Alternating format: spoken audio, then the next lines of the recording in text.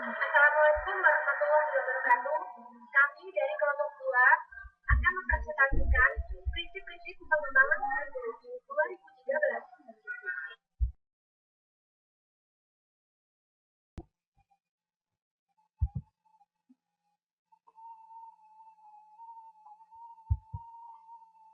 Prinsip pengembangan kurikulum secara umum menurut Asep Hari Hermawan BKK adalah: yang pertama, prinsip relevansi; yang kedua, prinsip fleksibilitas; yang ketiga, prinsip kontinuitas; yang keempat, prinsip efisiensi; dan yang terakhir, prinsip efektivitas.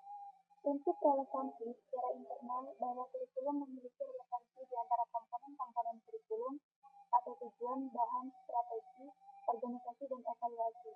Sedangkan secara eksternal bahwa komponen-komponen tersebut memiliki relevansi dengan tuntutan ilmu pengetahuan dan teknologi atau yang disebut relevansi epistemologis, tuntutan dan kompetensi peserta didik atau relevansi psikologis, serta tuntutan dan kebutuhan perkembangan masyarakat atau relevansi sosiologis. Prinsip fleksibilitas dalam pengembangan kurikulum mengusahakan agar yang dihasilkan memiliki sifat luas, lentur, dan fleksibel dalam pelaksanaannya, memungkinkan terjadinya penyesuaian-penyesuaian berdasarkan situasi dan kondisi, tempat dan waktu yang selalu berkembang, serta kemampuan dan latar belakang peserta didik. Prinsip kontinuitas, yakni adanya kesinambungan dalam kurikulum secara vertikal maupun horizontal. Pengalaman-pengalaman belajar yang disediakan kurikulum harus memperhatikan kesinambungan, baik yang di dalam tingkat kelas, antar jenjang pendidikan, maupun antar jenjang pendidikan dengan jenis pekerjaan.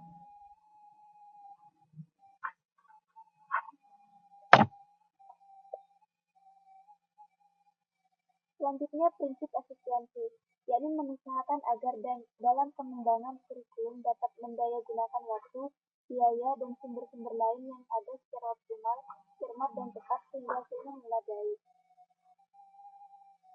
Yang terakhir, prinsip efektivitas, yakni mengusahakan agar kegiatan pengembangan kurikulum mencapai tujuan tanpa kegiatan yang membazir, baik secara kualitas maupun kuantitas.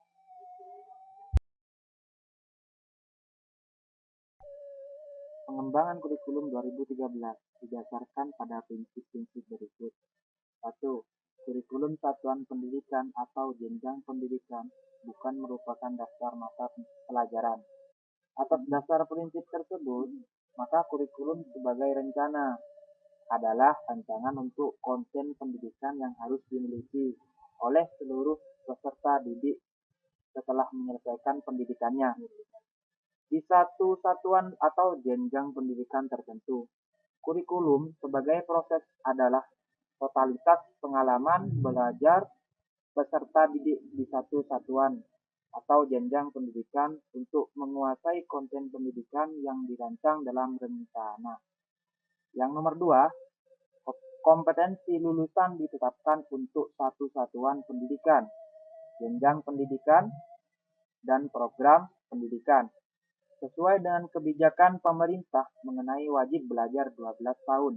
Maka standar kompetensi lulusan yang menjadi dasar pengembangan kurikulum adalah kemampuan yang harus dimiliki peserta didik setelah mengikuti proses pendidikan selama 12 tahun.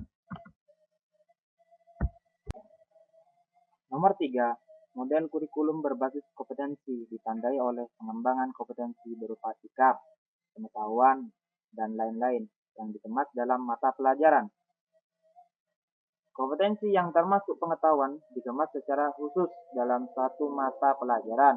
Kompetensi yang termasuk sikap dan keterampilan dikemas dalam setiap mata pelajaran dan bersifat lintas mata pelajaran dan diorganisasikan dengan memperhatikan prinsip pengetahuan atau organisasi horizontal dan keberlanjutan organisasi vertikal sehingga memenuhi prinsip akumulasi dalam pembelajaran. Nomor 4, kurikulum didasarkan pada kemampuan dasar sesuai dengan keadaan kurikulum berbasis kompetensi. Kurikulum didasarkan pada prinsip bahwa setiap sikap, keterampilan, dan pengetahuan yang dirumuskan dalam kurikulum berbentuk kemampuan dasar dapat dipelajari dan dikuasai setiap peserta didik mastery learning sesuai dengan kaidah kurikulum berbasis kompetensi. Kurikulum dikembangkan dengan memberikan kesempatan kepada peserta didik untuk mengembangkan kemampuan dan minat. Atas dasar prinsip perbedaan kemampuan individual peserta didik, kurikulum memberikan kesempatan kepada peserta didik untuk memiliki tingkat penguasaan di atas standar yang telah ditentukan, atau dalam sikap keterampilan dan pengetahuan.